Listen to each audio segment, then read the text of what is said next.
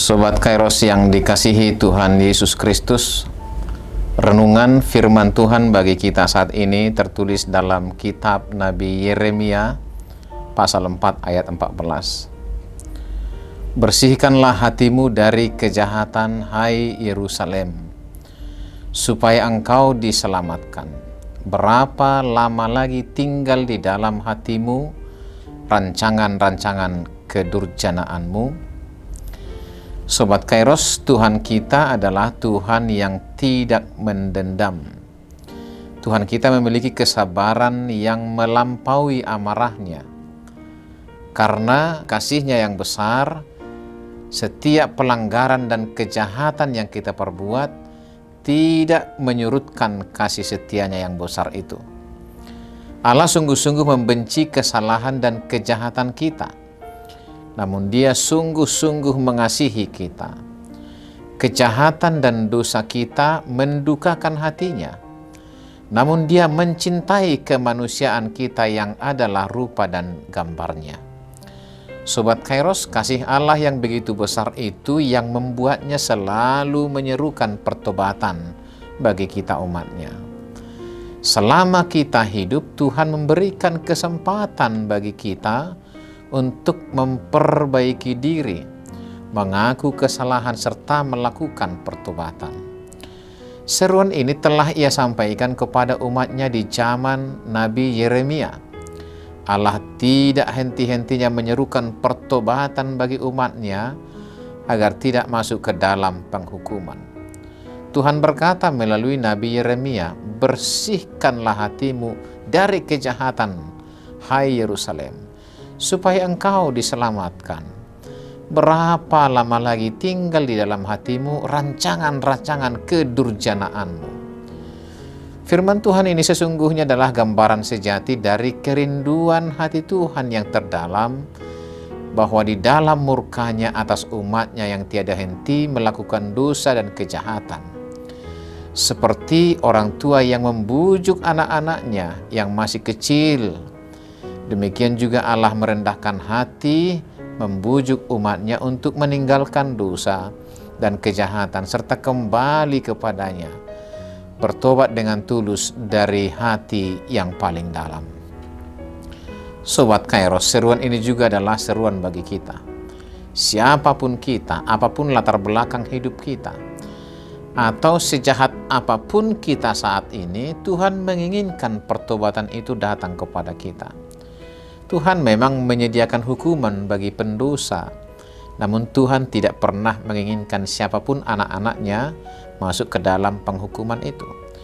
Tuhan justru berupaya memulihkan hubungan kita dengannya, bahkan rela berkorban untuk menebus dan menyelamatkan kita melalui Yesus Kristus. Sungguh, kasih dan pengampunan Allah tidak ada batasnya. Bukankah seharusnya kita umatnya meresponnya dengan segera dan melakukannya dengan serius? Selagi kita masih hidup, selagi kita masih bernafas, kasih dan pengampunan Allah tetap tersedia. Suara-suara bujukan dan seruan-seruan ajakan dari Allah tetap ada bagi kita. Jangan biarkan seruan dan ajakan Tuhan itu sia-sia.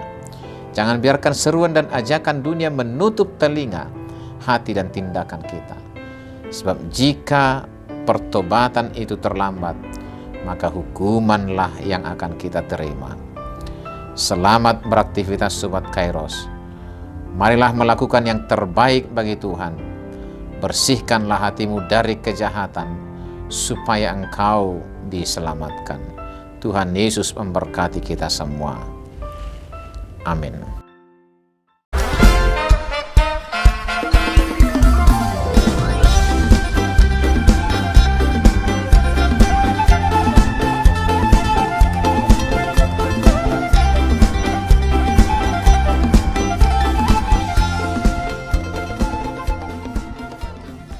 Tahun ini merupakan tahun yang bernuansa kesatuan hati bagi seluruh gereja HKBP. Kita telah menetapkan orientasi pelayanan tahun 2022 sebagai tahun kesehatian di bawah terang tema sehati, sepikir dalam satu kasih, satu jiwa, dan satu tujuan. Dari Filipi 2 ayat 2. Dan subtema mewujudkan kesehatian dan kesetiakawanan bagi gereja, masyarakat, dan bangsa. Panitia Tahun Kesehatian HKBP Distrik 8 DKI Jakarta telah ditetapkan menjadi organ pelayanan dalam mewujudkan persekutuan, kesaksian, dan pelayanan yang semuanya diikat dalam satu kasih, satu jiwa, dan satu tujuan. Kesatuan hati dalam persekutuan, kesatuan hati dalam kesaksian, kesatuan hati dalam pelayanan bukan hanya membina soliditas internal semata, namun juga menyangkut relasi, hubungan yang baik dengan dunia luar kita.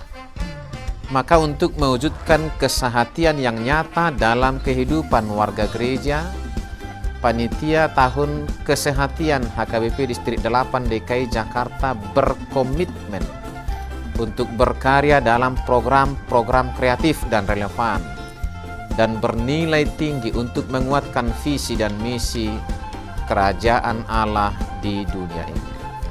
Kami mengajak seluruh elemen gereja, baik pelayan penuh waktu, pelayan takbisan dan non-takbisan, serta seluruh jemaat dan para pemerhati lintas denominasi, mari bersama-sama mendukung dan mensukseskan seluruh program-program pelayanan yang telah ditetapkan, baik dalam doa, daya, dan dana. Semuanya akan menjadi persembahan yang hidup bagi Tuhan untuk memperkokoh persatuan yang hidup dan saling melayani di tengah kehidupan yang penuh dinamika ini. Marilah saling mendoakan, saling menopang, serta bertolong-tolonganlah menanggung bebanmu. Demikianlah kamu memenuhi hukum Kristus. Horas, horas, horas!